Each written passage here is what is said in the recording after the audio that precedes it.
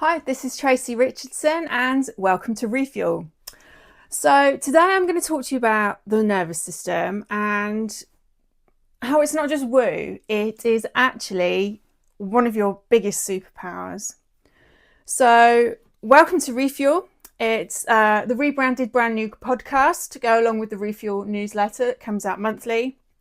And it's where we're going to look to unhook from burnout, rebuild from the inside out, and how we can lead our lives with clarity and care.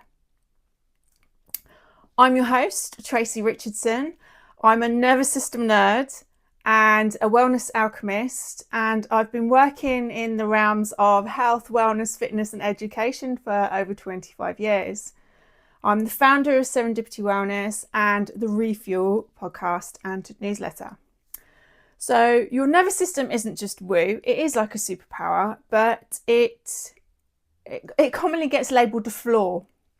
Now, I wish that everybody understood the nervous system a little bit better, because it's not a flaw, it's actually there to really kind of help you out. So if you've ever said to yourself, I don't know what's wrong with me, I'm just not motivated, or why do I keep burning out doing what I love? This is the podcast for you. Okay, so I do have some notes here so that I don't forget anything. Let's just look at the basics of the nervous system then. So it's a communication highway. If you think of your brain as a big central computer, your nervous system is like the fiber optic broadband that goes through, and it's a two-way feedback system. So there'll be signals that come from your brain that go out to the body to create things happening, and there'll also be like a feedback loop, signals that come from the body into the brain so that it can kind of establish what's going on and create responses to what's going on. So for instance, if you were to touch something that's hot, that signal then goes to your brain that says it's hot, so you move your hand off whatever you've touched. That is a part of your nervous system, and it's a great part of your nervous system, because otherwise, you'd burn yourself. Your nervous system takes in all the information from the world around you. So it's a really hungry tissue in the body, and the brain takes 22% of all the energy that you kind of accumulate and use during the day. So, but the brain being part of the nervous system, it's taken on board that information, but it's also got to kind of digest it and assimilate it and create a response to that. So that's why it needs all the energy, because it's continually working essentially to keep you alive. It will decide what's safe, and it will decide whether there's any danger around. And it's these responses that you have to this stimulus, you have to this information, that are what keep you alive, essentially. So we always come back to the adage, there's a tiger in the corner of the room. What are you going to do? Your primary responses will be fight or flight. So you're either going to fight the tiger or run away from the tiger. We also now know that we've got other responses due to polyvagal theory, and we can do the fawning response or the freeze response. So the fawning response will be where you kind of appease whatever is the danger to keep yourself safe. And the freeze response, if you imagine like a rabbit in the headlights, it just freezes it can't move because it's that scared. Okay, so when your fight and flight response is activated, it's activated because there's a threat, that your body perceives danger. The freeze response becomes activated when that danger becomes overwhelming and you can't get yourself out of that situation. The fawn response, again, it's a survival response, as I've said, to appease. And then we have like your rest and digest state as well. So this is where you're regulated, it's where you can digest food, it's where you're healing, and it's your creative state as well. So the key is that these responses don't respond to logic or to your consciousness, if you like.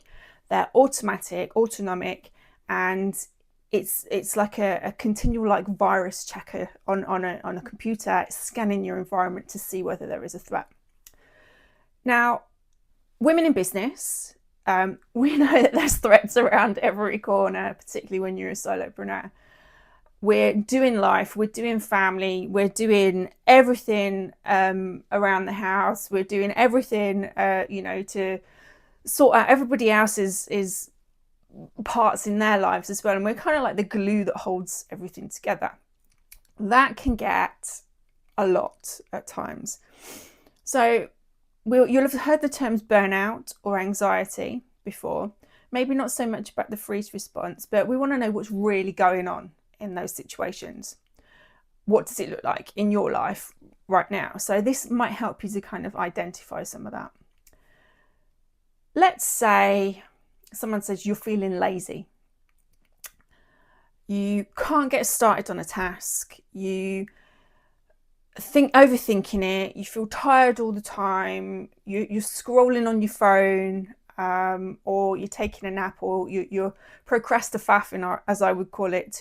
You're avoiding the situation. I'll give you a primary example. Last year, I wanted my living room ceiling painting, and it was either me or my husband that was going to do it. My husband's working away, so it fell on me. But for 2 months, I procrastinated, and every time I looked up at the ceiling, I was like, that really needs doing, that really needs doing. And it wasn't that I was feeling lazy, it was the fact that I was overwhelmed and anxious, and had a lot of stuff going on at that point. And it was just one of those things that, although it seemed like a major thing, it seemed like a big thing. And yes, we could have got someone else in to do it, but it was something that I avoided until I actually did it. Now, most people said to me, I even had a conversation with someone about this, well, just be more disciplined, just set some time aside and do this. But when you're in those situations, when you're in that state, it doesn't matter. You can have all the schedules and the systems and the processes in place. The body doesn't need to respond appropriately to that. It does what it does to keep you safe. And in those situations, it was just too overwhelming. So you're not lazy. You're kind of in that freeze state because there's too much going on, too much information that your system is processing, if you like. So rather than going into that kind of action state, the fight flight stage, where you're just doing all the time, you kind of go into that procrastinating stage where everything just becomes overwhelming. You may have even looked at your phone and you've had a particularly busy or packed day, and it's just one last thing, and you know the person that's calling, but it's just too much and you can't answer that telephone. The same goes for anxiety. Now, a lot of people say that anxiety is just in your head. It's not. It's part of your polyvagal system. So you have your gut, your visceral organs in here, and in your brain you have cranial nerves that come out. Now, the 10th cranial nerve is the vagus nerve, also known as the wandering nerve. That goes all the way through the body, all through your visceral organs and into your gut. Now, if you've ever had that feeling of anxiousness or, like I say, butterflies in your tummy, where it's just like, oh, that is actually a signal from your brain communicating through the nervous system to the nerves in your gut, and it's causing your viscera, your smooth muscle in your gut to contract, and it's creating that nervous stimulation. It also happens the other way around. So if you've eaten something a little bit dodgy, you've ever had food poisoning or something similar, that signal then sends up through the nervous system to the brain, and it communicates that something's going on. So it's part of that self-preservation mechanism again. But if you've eaten something that you shouldn't have, it doesn't make you think clearly. It gives you that fog, and you don't get the clarity and stuff. So it's that two-way street, that feedback loop going on again. And burnout is when you get to that point where you have been living in survival mode for just too long.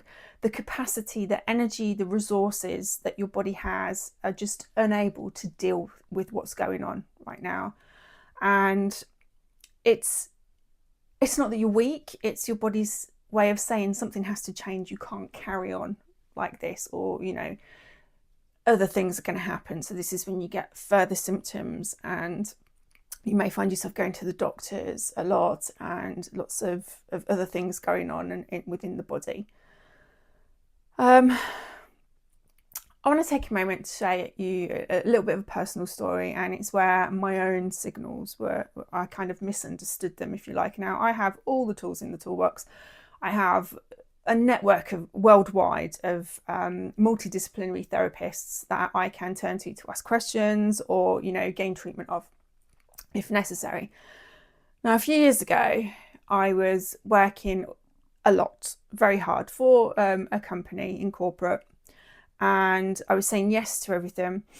I was getting into work sometimes at 6 o'clock in the morning to avoid traffic, get parked, and so I could be at my desk and start the day off well. And sometimes I was in work until 9 o'clock at night. I know that I have missed christenings, funerals, weddings, gatherings, parties, all sorts of things because I thought I needed to be at work or I had work to do. Looking back, it wasn't the case, but at the time I was stuck in that fight, flight, overwhelmed, like just, chasing my tail all the time stage. But my body was giving me all these clues. So I'd started to develop heart palpitations. I'd get a tight chest or I'd get a lump in my throat occasionally. I couldn't focus on things like I used to be able to do.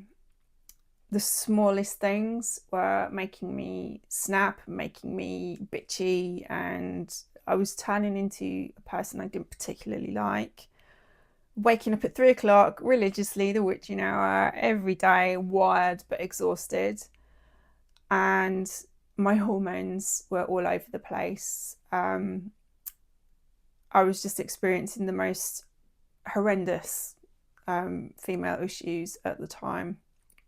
But I brushed it off and I ploughed on, and I just thought, if I just work through this stage, we had a 2-week holiday in the Caribbean coming up. If I just get to then, and I just hit a wall. And I tell you what, that 2 weeks off confirmed to me that this was not how I wanted to live my life anymore. But I continued and persisted. Physically, emotionally, energetically, mentally, spiritually, I was just done, rock bottom.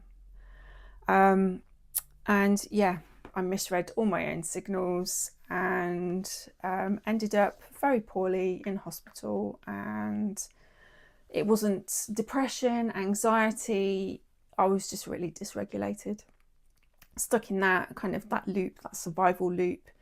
And my body was begging me to listen. I was, rebelling and feeling like my body had let me down, but it hadn't. And I started to shift what I was thinking about these symptoms. They weren't there to kind of nobble me, if you like. They were there to show me that I needed to change. And this is something with the clients that I see, I hear too often, and I can, personally resonate with. But it's the reason why I do what I do now, is because I never want somebody to feel how I feel or how I felt. So what are your clues then? Let's think about some things that may come up for you that are quite common, things that I hear a lot. So one of the big ones is I can't focus. I've walked into a room, I don't know why I'm there. I've sat down at my desk, I don't know what's going on. I've done all the scheduling, I've got everything booked in, and I just can't focus. Your system's overloaded. It's just, there's too much stimulus coming in. So you can only process, max 5 tasks at any one time. And these are not high level tasks. These are like little tasks. So, like doing your shopping list or whatever.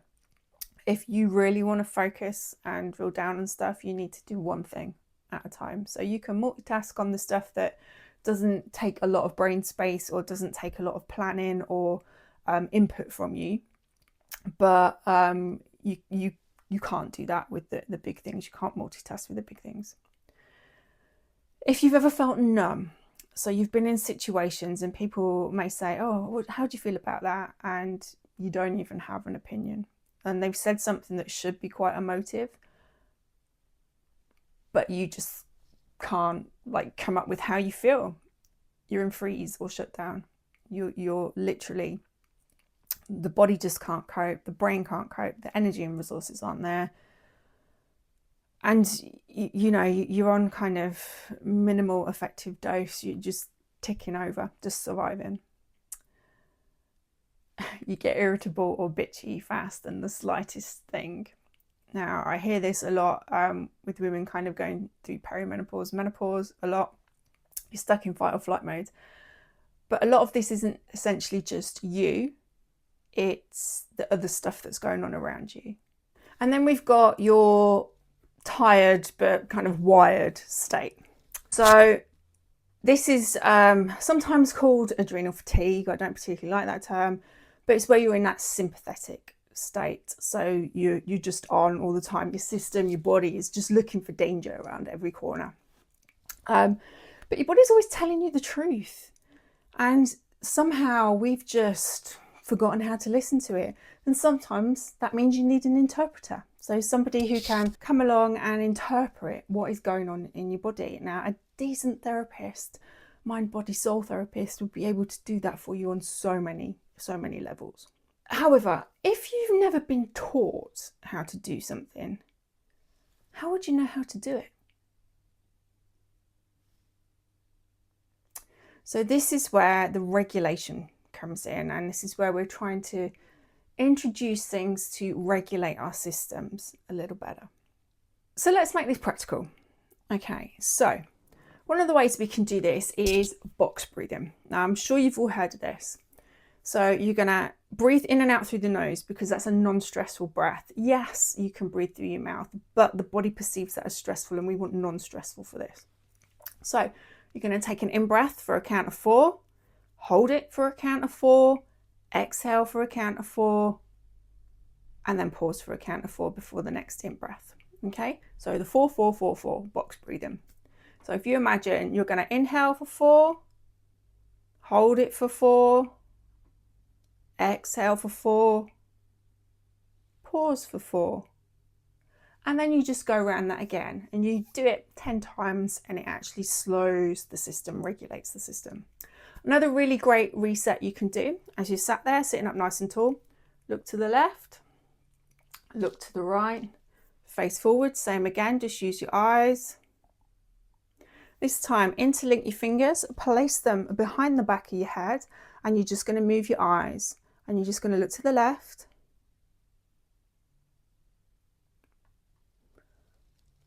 and at some point you're going to have an involuntary response, a sigh, a yawn, or a release, and then you're going to look to the right and do the same thing.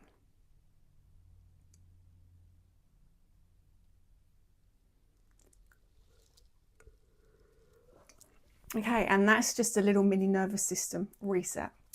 Best way to do that is lying down on your back, so flat if you can. Do it with your knees bent, feet on the floor, but flat. And if you're lying down, then that really helps the nervous system to just be calm, because you're on the floor, you're supported, and you can't fall off. Sighing out loud. So this is one of my favorite things to do, and I'm sure my husband can attest to this. You're going to take a deep nasal breath in, and you're just going to let it go. You're going to do that 2 or 3 times. Now, one of the better ways to do this is to take 2 breaths in. So you're going to go and release, and that's an even better way to reset. If you don't feel comfortable with that, you can just do the one. You can also anchor yourself. Now, some people will say put your hand on your heart, some people will say put your hand on your belly. Either way, it's trying to center you, and you're just going to do some nasal breathing. So you're going to take a breath in through the nose and then out through the nose. And you're going to do 3 of those breaths. Each time, you're going to try and exhale for longer than you breathe in. And if you do that, it helps to calm, recalibrate, reset the system. You can orient yourself as well, or orientate yourself, as we say in the UK. This is just you as you're sat there, and you're going to look around the room. And it's recreating that spatial awareness, that proprioception, your body's kind of perception of where it is in space. It's great if you've been like sat driving or at a desk, just reorientates the whole body. And one of my favorite things to do is just give yourself a shake. Okay, shaking resets the system. You'll see it with animals a lot. If you know, my dog, if she's took a little tumble when she's out playing with her mates in the field, and a little roll, first thing she does, gets up, shakes it off, carries on. As humans, we've kind of forgotten how to do that, but it works for us too. So next time you're in a real stressful situation, just think shake and shake. And actually it helps to just release that and reset that system. I want you to know that you're not broken, and I don't care what anybody says. You're not broken. You don't need fixing. You really, really don't. Your body is trying to keep you alive. It's trying to preserve. It's trying to do all the things necessary to prolong your function, your presence on this planet. Your body's so wise, and it's wiser than you are. And it's wiser than the men in white coats. And it's going to tell you everything you need to know. However, sometimes you need an interpreter to help with that. So please seek help where necessary. And the more that you can listen to yourself without judging, so, if you feel a pain or, I shouldn't have done that, or, just silly to do that. No judgment here. Listen to your body, listen to what it's saying, breathe it in and let it go. And it sounds silly and it sounds woo, but it's not. It's how the system works to recalibrate, reset itself. Okay, so regulation isn't just for therapy sessions. It's not just for healing. And you're going to hear loads of people talking about regulation and therapy and somatics, which is one of my things. Regulation is for Monday morning when you get up and you've got a packed day or a packed week. It's for the parent-teacher meetings that you have to go to. It's for dealing with kids that are not doing the things that you want them to do when you want them to do it. It's Zoom calls back to back. It's creative work that, I have friends that work in the creative, arts and things. They do a lot of breath work and regulation before, they get into it. And it helps the process flow because the body loves flow. And it's also for relationships. So the best thing I heard a couple of days ago,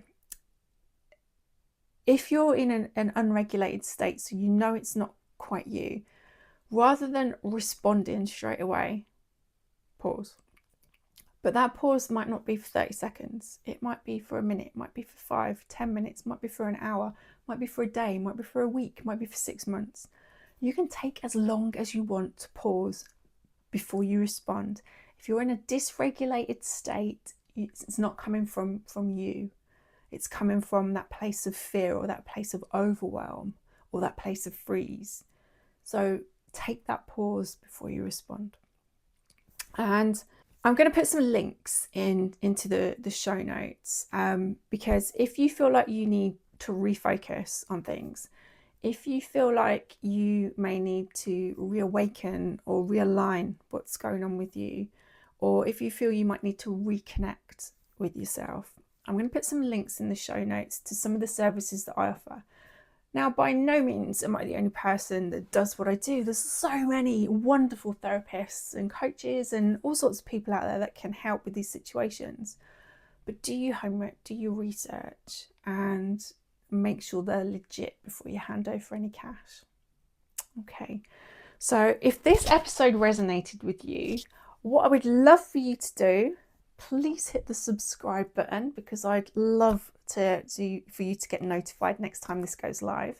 I'm also going to put the link to my Refuel newsletter in there. Only comes out monthly. I'm not going to spam your messenger, your emails, but it will have the links to the podcast in there as well if you've missed those. So thank you so much for your time today, and go and have yourself a great one, you beautiful rays of sunshine. Bye.